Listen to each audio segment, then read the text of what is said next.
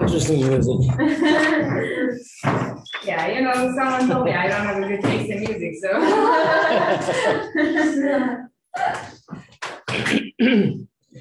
So we're in this book, the one that says Moshiach Geulah 2, and we are on page,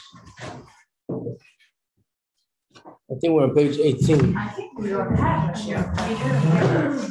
What? We didn't get Moshiach in Geulah 2. Yeah, we have the sixth one. The one we've been using since the beginning.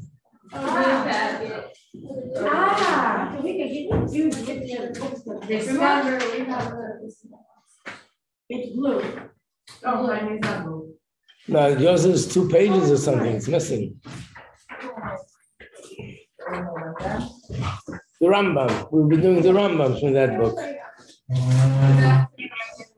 We're in the middle of the Rambam. Yeah, I have it. Got it? Okay.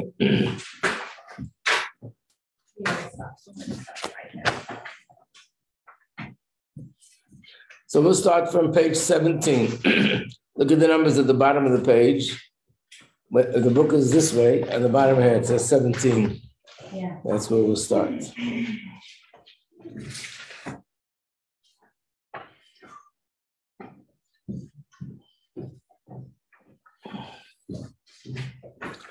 So we learned up to halacha 3, now we're doing halacha 3. Remember we said that we finished chapter 11, and this is chapter 12. Chapter 11 talks about the person who is Moshiach, and chapter 12 is about the era, what's going to happen in that time. So number 3 says like this: during the era of the Messianic king, during the era of Melech HaMashiach, once his kingdom has been established and all of Israel has gathered around him. I think if you look at these words, it implies that not necessarily would it all happen at once.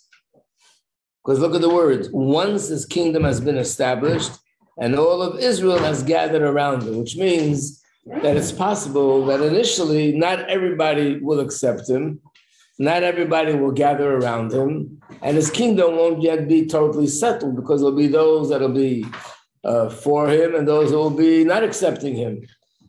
In fact, we find the same thing with Moshe Rabbeinu. When he came to Egypt, not everybody accepted him. There were those who accepted him and those who did not accept him. The same would be with Mashiach. But once his kingdom is established and all of Israel is gathered around him, the entire, turn the page, the entire nation's line of descent will be established on the basis of his words. And his words will be imbued with prophetic insight that will rest on him. Like it says, he shall sit as a refiner and purifier, which means he'll make things clear about people. What does he have to make clear? He will purify the lineage of the Levites first. He'll be able to say this person is a Kohen and this person is a Levi. In other words, today people say that they're Kohanim or Leviim because that's what their father told them, and the father knows it because their father told them. Then there are people that, because of circumstance, they might not have heard it from their parents, they don't know. When Mashiach comes, everything will become clear. Who is truly a Kohen? Who is truly a Levi? So usually people assume if somebody's name is Levi or Levine, it must be a Levi. Generally speaking, it's true. That's why, because when Jews had to choose a last name, they chose the last name in a way that it somehow fit to them, you know. So this person was called shoemaker. Why? Because he probably was a shoemaker. And this girl was wood chopper because probably that was his work. He was chopping wood. And a lot of people who were Kohanim called themselves Kohen or Kahan. And people who were Leviim called themselves Levine or Levi because they felt proud of the fact that they are from that tribe. So, but halachically, you need more than that. So if someone comes and says, my father told me I'm a Levi, that's enough. My father told me I'm a Kohen. But at that time, Mashiach himself will, with the power of prophecy, will be able to define that. And those who are not Levim and Kohanim, they will be defined as Yisrael. Yisrael means any Jew that comes from any other tribe than Levi is called Yisrael. Those whose lineage were not recognized will be lowered to the status of Israelite, which means it might be possible someone thinks he's a Kohen and is really not, or thinks he's a Levi and is really not. And Moshiach will make that clear. This is implied by the verse that's in the book of Ezra, which says, the governor said to them, they should not eat of the most holy things until a priest arises who will wear the Urim and Tumim. From this verse, you may infer that the prophetic insight will be used to define and make the lineage public.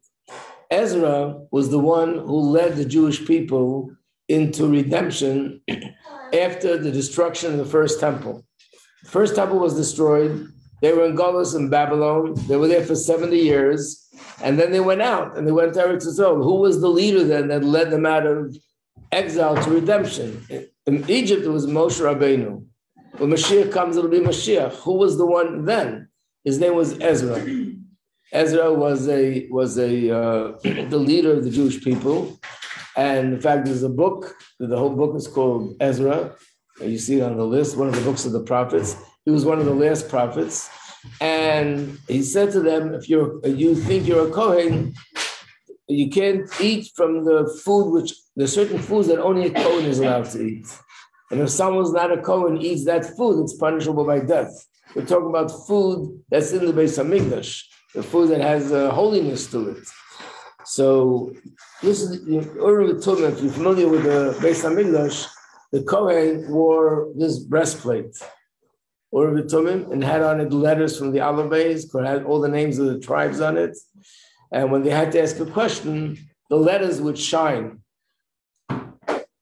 And when the letters were shining, it dispelled certain words.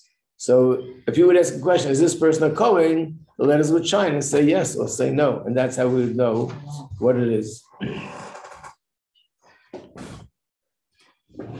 Then when he goes to other Jews, when he defines the lineage of the Israelites, he will make a public tribal origin of each. He will say, this one belongs to this tribe. That for sure we don't know today.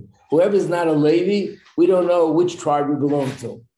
Generally speaking, we belong to either Yehuda or Binyamin, but we don't know which one. When Mashiach will come, all the Jews will be gathered together. Even Jews, there might be Jews that are scattered all over the world that are from the 10 tribes. We don't know where they are. So Mashiach will come, he'll make it clear, every person, which tribe he belongs. But he will not state if a person is presumed to be, turn the page 19. Mashiach, one with the Rambam, of unblemished lineage, that he's illegitimate, or he is a descendant of slaves, for this law is a law that once a family has become intermingled with the entire Jewish people, they remain intermingled. In other words, if he's going to verify, what if somebody 10, 20 generations ago was born in a way that made them a mamzer, and they're disqualified to marry into a regular family? Is he going to come now and say 20 generations later, I see with my prophetic vision that this person is such and such? So the Rambam writes, no, there's a halacha that any person that, even if he had truly any kind of blemish, but it came to a point where no one knows about it, he became part of mainstream, then it stays that way, and we don't go by that. So therefore, it's a mistake to think that Mashiach is going to come and say who has a blemish or doesn't have a blemish. No, what he's going to come and say is just which tribe everybody belongs to. We'll know where we connect to.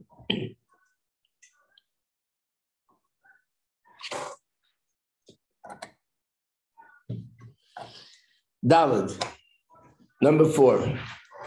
The sages did not yearn for the Mashiach in order to, hope you don't mind if I don't keep saying messianic or messiah. I'd like to use the word Mashiach because that's our language. The sages did not yearn for Mashiach. There's a term in Gemara, Yemois HaMashiach, which means the era of Mashiach. So here they call it Messianic era. It means the times of Mashiach, because remember, this chapter is not about the person, but about the times. The reason why they yearned for it was not in order to have dominion over the entire world, to rule over the Gentiles, to be exalted by the nations, or to eat, drink, and be merry. Rather, they desired so they can be free to involve themselves in Torah and wisdom without any pressure, without any disturbances, so they would merit the world to come, as explained in Hilchos Tshuva. In these words, the Rambam touches on something which is a big controversy. But first, let me say what the Rambam says, and then we'll go into the controversy.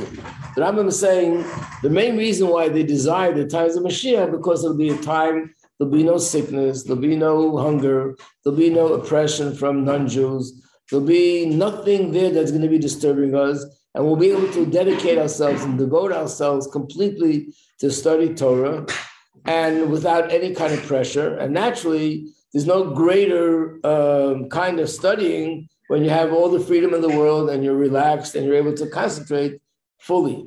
And why do we want to study all this Torah? So we should merit the world to come. Any questions? Yeah. Why not? Right. Right. So what Lieber Rivka is asking, when Mashiach comes, we're going to be living forever. So who talks about the world to come? So this is what we'll find, and we'll soon learn this insight. It's also in this booklet, that the Rambam's opinion is that when Mashiach comes and the dead will rise, there'll be a period of, who knows, maybe hundreds and hundreds of years of all the wonderful things we talk about, bliss.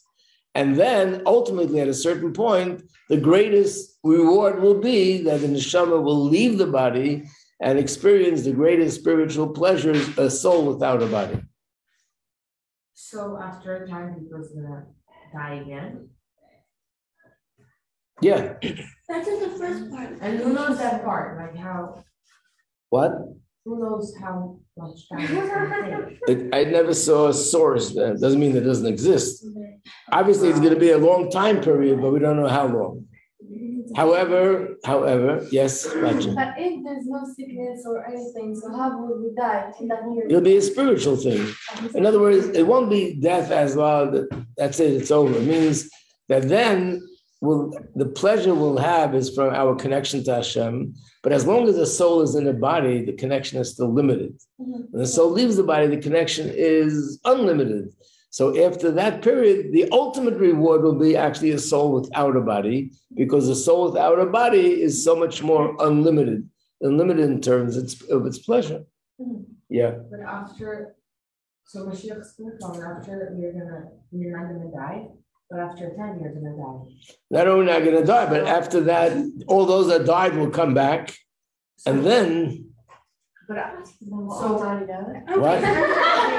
Is there going to be a time again when after, so we are going to, he's coming, we're not going to die, and after we are going to die, is there going to be a second time that he's coming so we are not going to die again? No, so again, this is the opinion of the Rambam. So let me go, the other opinion, which is what you hear all the time, is the opinion of the Ramban. The names sound alike, but the Ramban is Nachmanides, and not only the Ramban, but all the authorities of Kabbalah all agree that when Mashiach comes and the neshama goes into the body, that's going to be for all of eternity.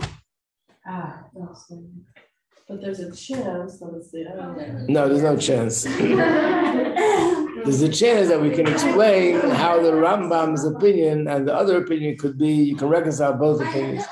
But how did the Rambam come to his conclusion? Rambam? So let me tell you a secret. How do I know if I'm saying Rambam or Ramban? Because it's very confusing. So the answer is, depends where you put the accent on it. If you say Rambam, it's Rabbi Moshe ben Maimon. It's the book we're learning is Rambam. If you say Ramban, if you put the emphasis on the ban, then it's the other authority, Rabbi Moshe ben Nachmanides.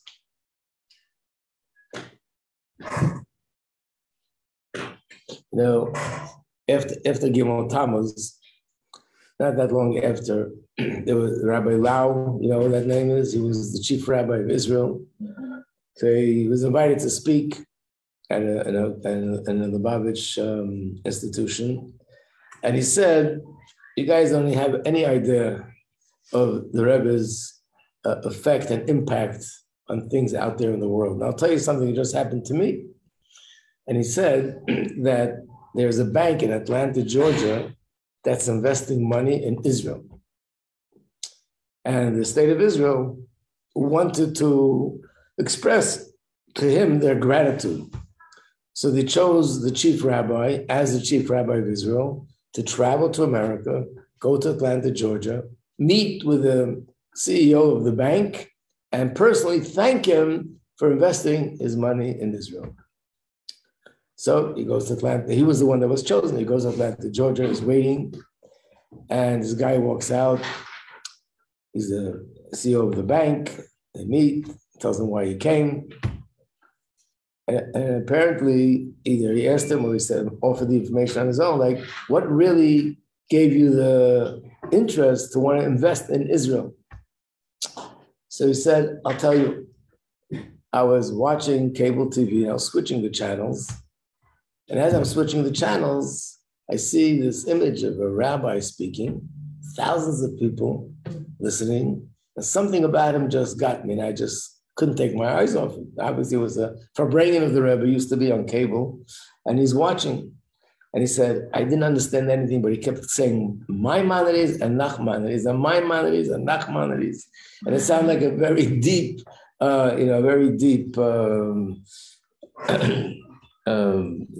discussion. And it fascinated me. I was intrigued to know what is this all about. So I went to a library. They started to do research on Maimonides and Nachmanides. And one thing led to the other. I started to do more research about Israel, about the Jews, and about the Bible. And I came away with a tremendous feeling of awe and respect for the Jewish people. Wow. And I decided I want to invest money in Israel. That's how it happened. Wow. So there are a lot of things where there are the scholarly discussions, a lot of scholarly discourses are all about the machlekes, the difference of opinion between Maimonides and Nachmanides. This is one of them.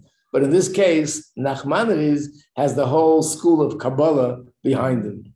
And one of the things you would be able to appreciate, because you study Chassidus, is on the surface, it seems to be, we'll learn more about it, that yes, when the neshama leaves the body, then it's unlimited, and the pleasure it'll be able to experience is going to be much greater. So therefore, that should be the greatest reward.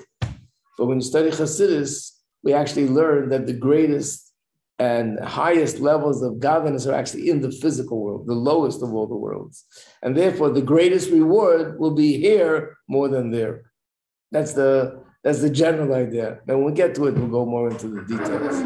So according to the Rambam, with the Chacham couldn't wait for this time that we'll be able to study Torah without any oppression, without any disturbances. Everything will be good and everything will be relaxed. We'll be able to concentrate 150% into Torah and mitzvahs. And as a result of that, we'll be able to merit the next stage, which is Olam Haba. That's what he's saying.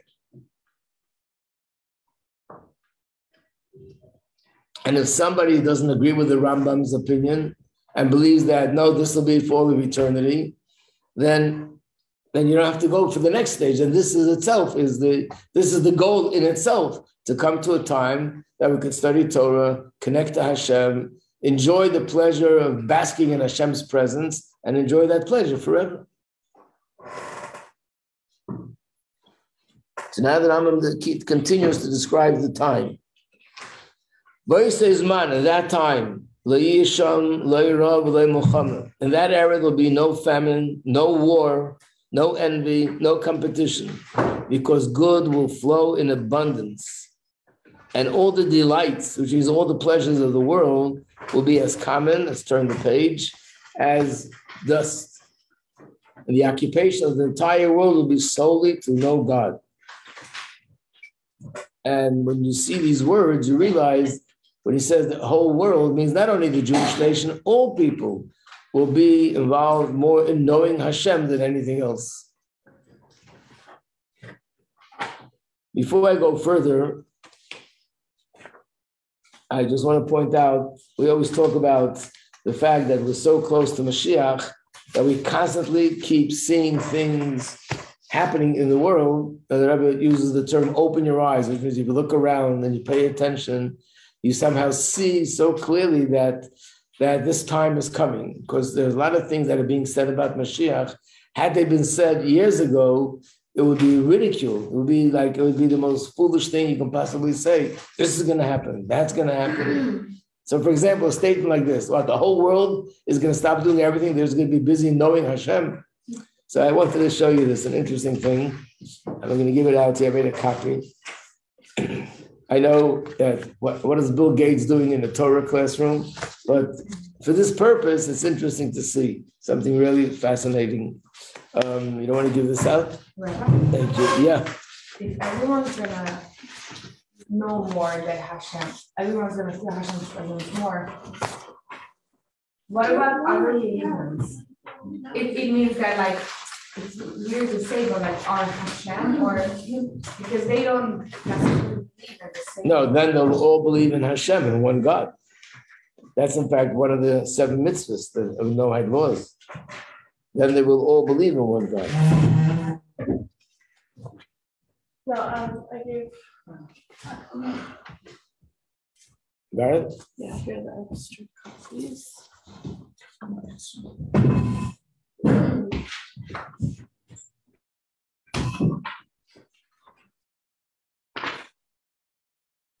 This is Bill Gates talking about the future. Why am I bringing in Bill Gates? Because one of the things we want to talk about is that if you look at what's happening in the world, not only Torah is telling us Mashiach is coming, the world is basically saying that Mashiach is coming. Wow. Bill Gates is the world. This is the world of money. It's not a spiritual world. And yet, from the things they say, you can see how it is consistent with what we're being promised is going to be in the future. So he's talking about the future, the development of technology, the development of artificial intelligence, how it's changing the world. So look at the first side, one that's not underlined so much, where it says the tasks of cleaning a room, assembling something, those that can be done by robots, eventually those robots will not be super expensive. And basically everything will be done by robots, right? And turn the page, the other side.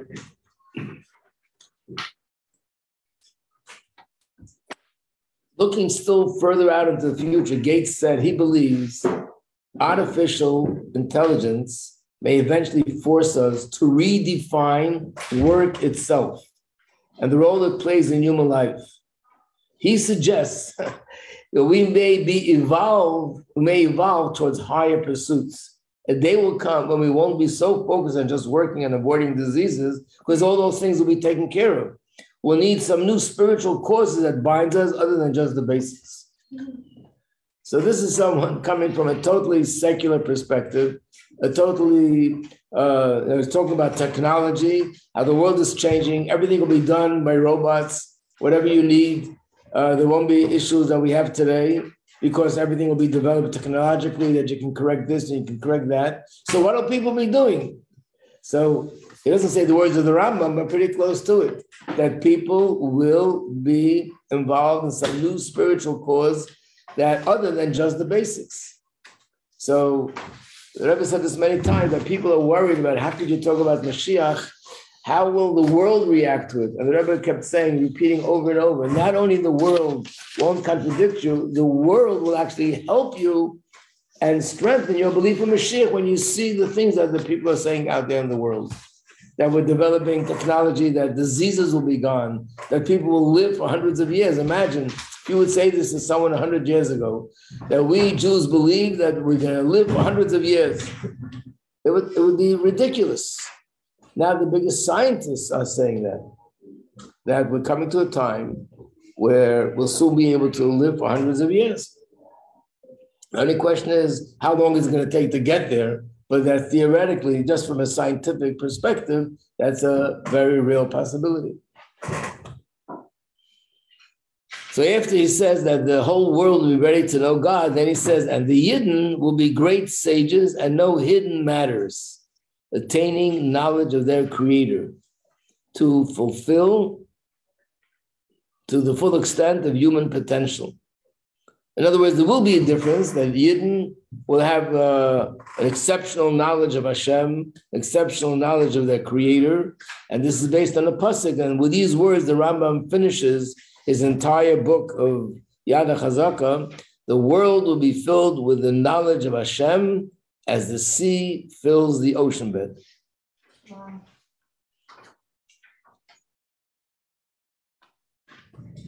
So this is, the Rambam wrote a book that has 14 volumes. This book has 982 chapters. The book is divided up into 83 subjects of halacha. And the last thing is about Moshiach, and he concludes with this. There's really a question here of why did he put the Rambam, if you study Rambam properly, you see that the whole Rambam is written in this amazing, brilliant, everything is written in such an order. So obviously, it's intentionally that Rambam chose to put this at the end of all the 14 volumes, at the end of all the 982 chapters. So the question is, why is Mashiach put all the way at the end, especially if it's one of the 13 principles of belief? Maybe it should have been all the way in the beginning. In the beginning, it talks about principles of belief, like believing in Hashem, believing in prophecy, believing in Moshe Rabbeinu.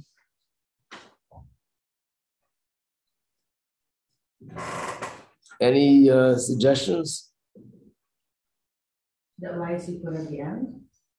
So it's like you always leave the best part for the end.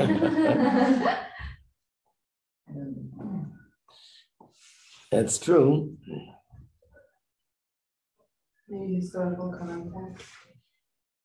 Because chronologically it's going to be at the end. No, I mean like so maybe people like wouldn't look that far, or like it would be separated easily, so like people wouldn't see it and it wouldn't become a dangerous thing. Or people have to know Could be. the stuff that's before, so they're gonna know. But I don't know, they're gonna read more and know more about it before it really comes. No, like they're gonna read the whole book, so they're gonna be more prepared than just reading the chapter. I think everything that you answer are all good answers. It's not what I wanted to say, but you got good answers. They're all good answers. If you read the whole book, you appreciate the end much more. We can save the good things for the end. It's true. And what you're saying is maybe not to make it so conspicuous, especially in those times where it was so dangerous to talk about Moshiach. That could be a possibility. You know, they want to inspect the book, they'll look in the beginning, oh, it looks pretty safe. Okay, put it away.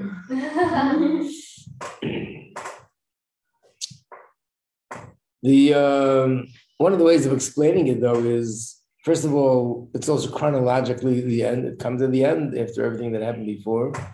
But still, we're saying that at the end of Torah mitzvahs. So one of the ways of explaining it is that this is the end, meaning not chronologically the end, but figuratively the end, is the ultimate purpose. Everything that we've gone through and all the halachas that we've practiced and all the mitzvahs we observed was all leading us to a time where there will be such perfection in the world, and the world will be so refined, and the world will be in such a place where Hashem's presence will be able to be revealed, and we'll openly see only goodness and kindness and happiness and everything else. Yep. In times of Moshiach, like we will, according to the Ramban, we'll have like unlimited years here. Like we're going to just like live forever, like in this world. And does that mean that is there still growth? Like what does that look like? I mean, conceptually, I don't think I can understand forever. Yeah, no one, yeah. Like, is there just infinite growth and we'll just be doing that? I remember when my kids were younger, I would say we're going to live forever. They would say, it makes me dizzy, please. Don't just say forever. We can't think of forever. But, well, I have to take 1 year at a time. But there will be growth, but there'll be the positive things of growth will be there and the negative things not. Like, for example, now, there's a pasuk, Reiv Shanim Yodil Chochma. It means the older a person is, the more wisdom they have. Because the wisdom you get from life experience is something which younger people just don't have. So as you get older, you have more wisdom. You learn more, you know more, you experience more. But also comes along with aging, which brings on a weakness in a person.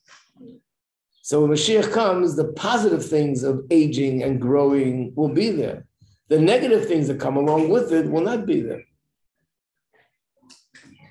So when people ask, so we're going to get older, what are we going to look like? So the answer is all the things that happen now, which we are undesirable because of aging, those things will not be. And all the positive things that come as a result of it, those things will be.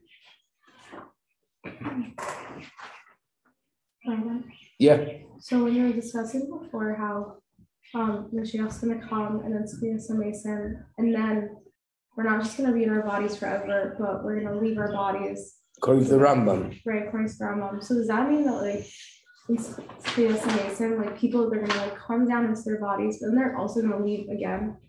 So they're going like back and forth, and You'll get tired. Yeah. So that's like pretty cool because I thought we were just gonna be in our bodies forever, and I was like kind of dreading that. By the way, even according to the Rambam, clearly and obviously, there's something positive and something superior in living life in this world more than living life a soul without a body. Why?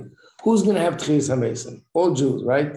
That means even people like Moshe Rabbeinu and all the sages and all the prophets and all the greatest people, Avraham, Yitzhak, Yaakov, they're all going to come down. Why? They're in Gan Eden. They're in Gan Eden. And in Gan Eden, they are basking in Hashem's presence. And what are they doing there? They're also, their life there is pleasure from enjoying Hashem's presence, understanding Hashem, and being that Hashem is infinite.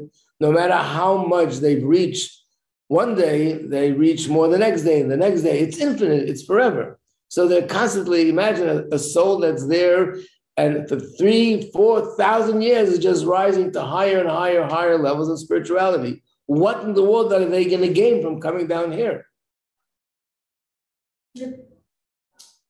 The possibility to do the mitzvot, because up there they're not able to. Okay, so whatever we're going to say, but it clearly means there must be something positive about living a life of Torah mitzvahs down here, even more than being up there and enjoying the greatest pleasures of even when a soul goes to Gan Eden, there's also levels, how high the person was, what kind of life they led.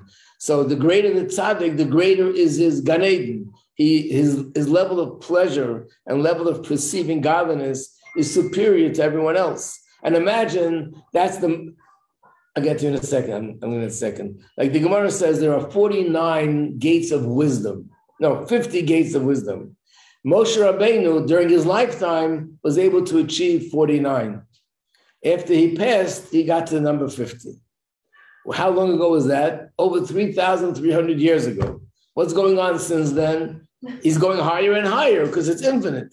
So someone who has such pleasure, what in the world can he gain here? So the mere fact that everyone agrees that there'll be a time that all those souls will come back down here clearly makes it clear that there is an advantage in this world over that world.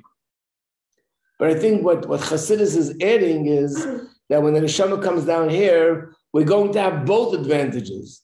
The advantage of the spiritual and the advantage of being in the physical. And that's why there won't be any need for the soul to leave the body. Because any advantage that you have here or there will be both together in this world. That's going to be the miracle of the times of Moshiach.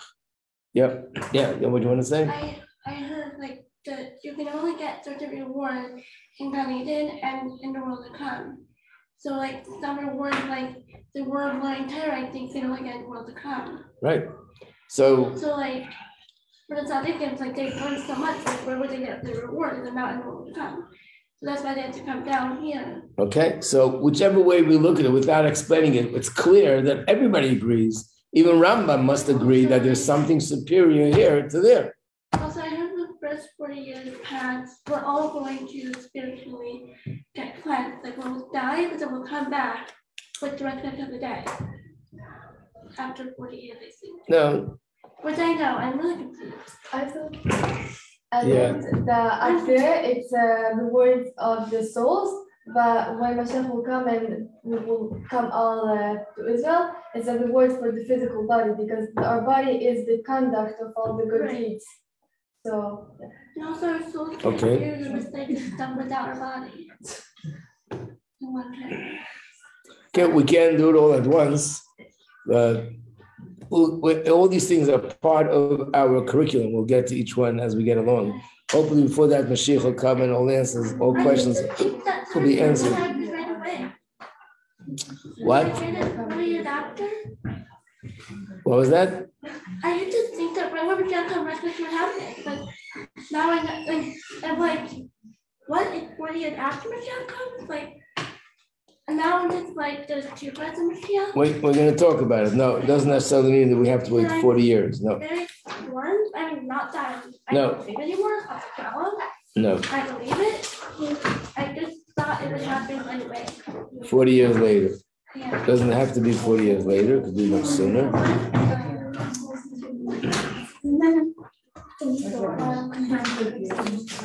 Okay, so now after this, we're going to learn one more part of Rambam.